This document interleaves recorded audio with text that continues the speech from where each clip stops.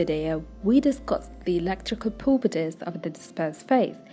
We have mentioned all scenarios possible for what can happen for suspended particles regarding their possession of electrical charge on surface in presence of various components that can be in pharmaceutical suspension formulation.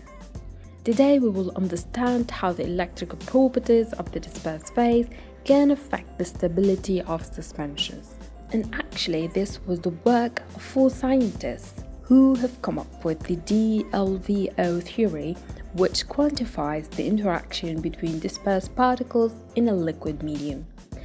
DLVO are the initials of scientists who describe the DLVO theory. They assume that when particles are dispersed in a liquid medium, they will experience repulsive forces that would emerge from the electrical properties of particles. If they have charge on surface, they would repel each other when coming close to each other, as similar charges normally do. On the other hand, they will also experience attractive forces that are mainly the van der Waals forces or the London forces, which is inversely proportional to distance.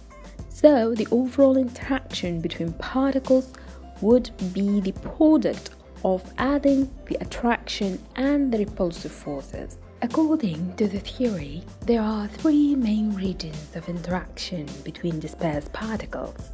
One is the primary minimum, and this is the region of high attraction between particles.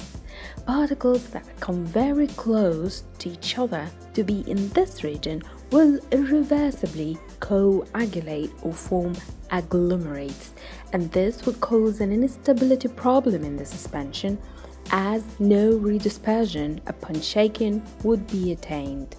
Second is the primary maximum, and this is the region where repulsion is predominant. The extent of repulsion is controlled by the zeta potential, and that will prevent particles from coming closer and residing in the primary minimum region. There is also an instability problem associated with this region, but we will talk more about it in our next video of sedimentation. The third and the final region is the secondary minimum. Here, the attraction forces are not as strong as in the primary minimum, so particles don't stuck on each other as agglomerates, but rather as floccules that would be redispersed upon shaking, enabling removal of accurate doses.